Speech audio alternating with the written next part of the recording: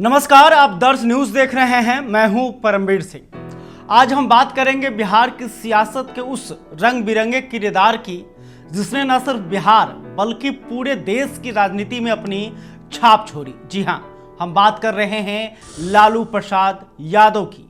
वो लालू जिनके देहाती अंदाज, हाजिर जवाबी और चतुर रणनीति ने उन्हें बिहार का सियासी सितारा बना दिया।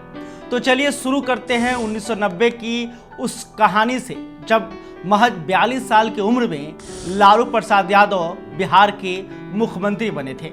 लेकिन उससे पहले एक मजेदार किस्सा सुनिए जो आपको हंसा भी देगा। और हाँ, आज उनका जन्मदिन भी है तो यह कहानी बनती है। साल था 1990। बिहार में बदलाव की बयार चल रही थी। लालू प्रसाद यादव, जो उस समय सिर्फ 42 साल के थे, बिहार के मुख्यमंत्री बन चुके थे। पहली बार सीएम बनने के बाद लालू अपने गृह जिले गोपालगंज के गांव फुलवरिया पहुंचे। वहां उनकी मां मर्छिया देवी को पता चला कि उनका बेटा लालू मुख्यमंत्री बनकर आ रहा है। लालू ने जैसे ही अपनी मां के पैर छुए, मां नाराज हो गई। मर्छिया देवी ने भोजपुरी में कहा, अरे लालू, तो मतलब अब तहार सरकारी नौकरी ना मिली? लालू ने यह सुनकर जोर का ठहाका लगाया। इंडियन एक्सप्रेस के वरिष्ठ पत्रकार संतोष सिंह ने अपनी किताब लालू नीतीश का बिहार, कितने राज कितना काज में इस किस्से का जिक्र किया है। माई मुख्यमंत्री बाज हतुआ महाराज से भी बड़का आदमी है, यानी हतुआ के महाराज से भी बड़ा ओहदा। लेकिन माँ को फिर भी संतोष नहीं हुआ। वो बोली, अच्छा ठीक बा, पर तहार सरकारी नौकरी तो नानू मिलल।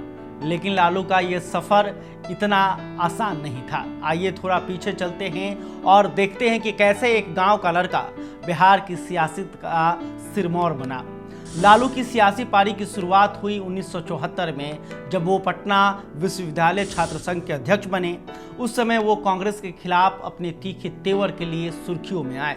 उसी दौरान जेपी आंदोलन शुरू हुआ, जिसने पूरे बिहार और देश में कांग्रेस विरोधी लहर पैदा कर दी। इस आंदोलन में लालू के साथ साथ एक और युवा नेता कूद पड़ा, जिनका नाम था नीतीश कुमार। नीतीश उस समय बिहार कॉलेज ऑफ इंजीनियरिंग के छात्र नेता थे। जेपी आंदोलन ने लालू के भाग्य का सितारा चमकाया। आपातकाल के बाद 1977 में हुए लोकसभा चुनाव में लालू यादव ने छपरा से जीत हासिल की और संसद पहुंच गए। दूसरी तरफ नीतीश को अपनी पहली जीत 1985 में बिहार विधानसभा चुनाव में मिली। उस समय लालू और नीतीश दोनों ही पूर्व मुख्यमंत्री कर्पूरी ठाकुर के नेतृत्व वाले लोक दल का हिस्सा थे। यहीं से इन दोनों की दोस्ती की नींव पड़ी। 1988 में कर्पूरी ठाकुर का निधन हो गया। उस समय लालू, नीतीश, रघुवंश प्रसाद सिंह, शिवानंद तिवारी और जगदानंद सिंह जैसे नेता लोक दल के दूसरे दर्जे के नेताओं में गिने जाते थे। लेकिन लालू का तेज तरार और देहाती अंदाज उन्हें सबसे अलग करता था। लालू ने चतुराई से खुद को कर्पूरी ठाकुर का राजनीतिक उत्तराधिकारी घोषित कर दिया। लालू को नीतीश और शिवानंद तिवारी का भरपूर साथ मिला। दोनों ने लालू को नेता विपक्ष के लिए समर्थन दिया। नीतीश ने 2015 में इंडियन एक्सप्रेस को दिए एक इंटरव्यू में कहा था, हमने लालू का समर्थन किया क्योंकि वो हमारी पीढ़ी के नेता थे। हम अपनी पीढ़ी को सत्ता दिलाना चाहते थे। और इस तरह लालू पहले नेता विपक्ष बने और फिर लोक दल के नेता। लेकिन असली खेल शुरू हुआ 1990 के बिहार विधानसभा चुनाव में। उस समय जनता दल बना, जिसमें वीपी सिंह ने अपने जनमोर्चा को लोक दल और अन्य समाजवादी दलों के साथ मिला दिया। लेकिन लालू को वीपी सिंह का समर्थन नहीं मिला। जनता दल उस समय 3 खेमों में बढ़ चुका था। एक वीपी सिंह का, दूसरा उप प्रधानमंत्री देवीलाल का और तीसरा चंद्रशेखर का। चुनाव में जनता दल को जीत मिली, लेकिन सीएम की कुर्सी के लिए दांवपेच शुरू हो गया। वीपी सिंह चाहते थे कि पूर्व सीएम रामसुंदर दास मुख्यमंत्री बने, लेकिन देवीलाल ने लालू का साथ दिया। दूसरी तरफ चंद्रशेखर रघुनाथ झा का समर्थन कर रहे थे, जो उत्तर बिहार के प्रभावशाली नेता थे। लेकिन झा को पता था कि वो जीत नहीं पाएंगे। यहां लालू ने मास्टर स्ट्रोक खेला।